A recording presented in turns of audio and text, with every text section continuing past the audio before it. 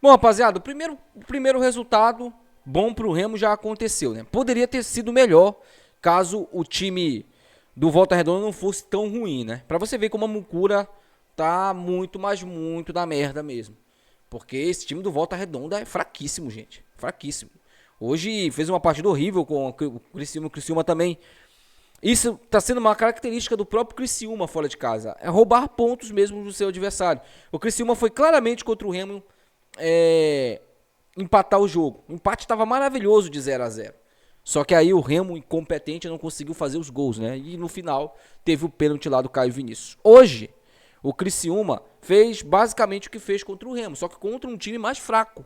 Não é à toa que o Volta Redonda está desde o início do campeonato na zona de rebaixamento. E aí um ponto que para o clube do Remo é interessante em caso de vitória contra o Vila amanhã. Por quê? Porque no mínimo, se o Remo vencer o Vila, ele vai diminuir a vantagem para o G4 por 2 pontos. Hoje, a distância do Remo, por exemplo, para a equipe da Chape é 3 pontos. Porém, tem um critério de desempate. O Remo não entra no G4 agora nessa rodada, justamente por conta disso. Mas se vencer e a Chape, por exemplo, vencer, essa distância vai diminuir 1 ponto, vai ficar 2 pontos o clube do Remo pro Criciúma. E aí, gente, tem muita questão também da Chape. Se a Chape, por exemplo, empatar, a distância do clube do Remo pro G4 vai ficar 1 ponto. Se a Chape perder, essa distância vai ser apenas os critérios de desempate.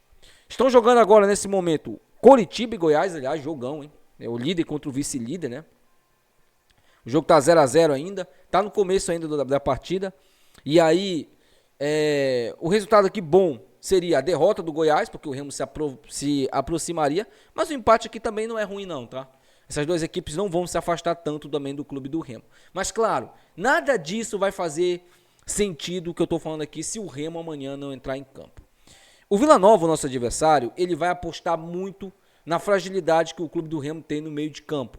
A fragilidade que eu falo muito na aproximação, na dificuldade que o Remo tem de promover as jogadas no meio de campo. Amanhã, o Diego Hernandes vai ser titular de novo.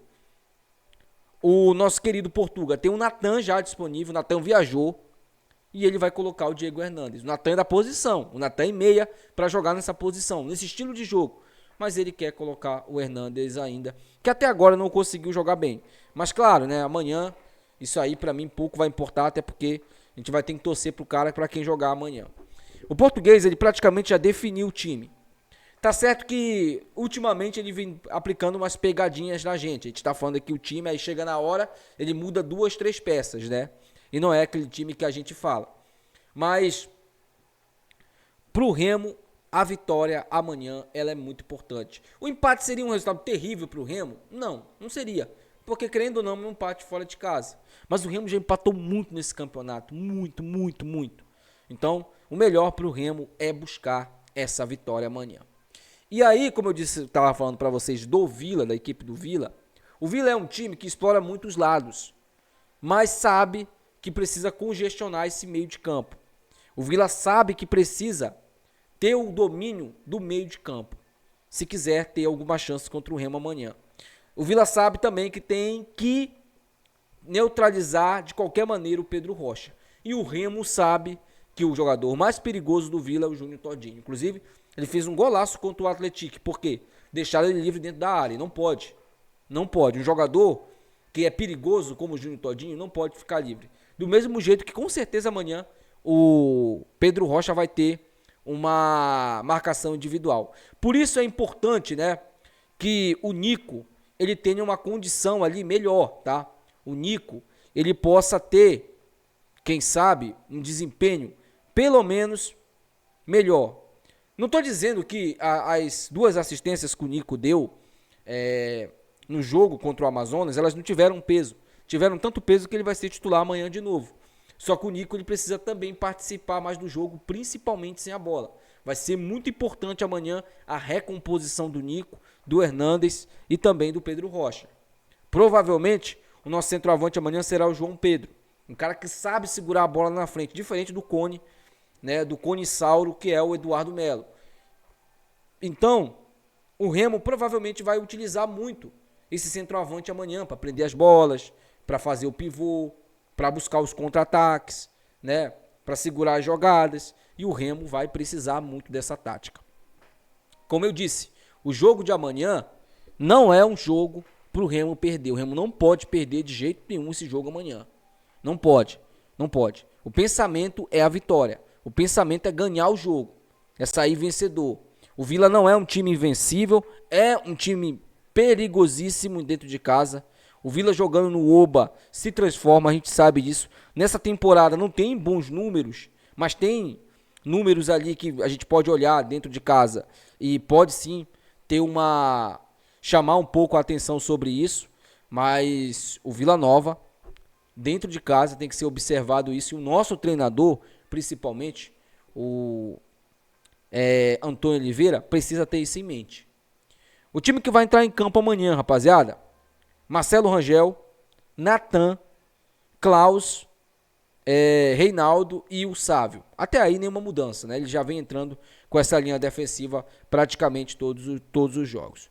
No meio de campo, se eu fosse apostar pelo que o português gosta, principalmente pelos elogios que ele já fez e também pelo desempenho do outro, eu colocaria o Luan como titular amanhã. Tá a dúvida entre o Natan, né, o Natan Camargo e o Luan. Provavelmente será o Luan esse primeiro volante. O Jaderson permanece no time titular ao lado do Hernandes. E o ataque, Nico Ferreira, Pedro Rocha e João Pedro fazendo a sua estreia. Eu acho que assim, do que ele tem aí à disposição, lembrando, Natan Pescador viajou, o grego Tatides não viajou, tá? O Cantilho não viajou, mas o Pavani, o Natan Pescador, eles viajaram, tá?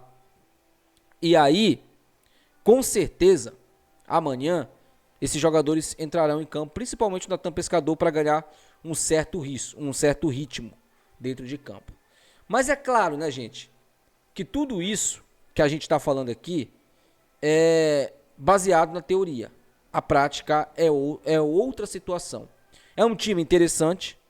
O que eu mudaria ali seria a lateral direita. Eu colocaria o Marcelinho, né?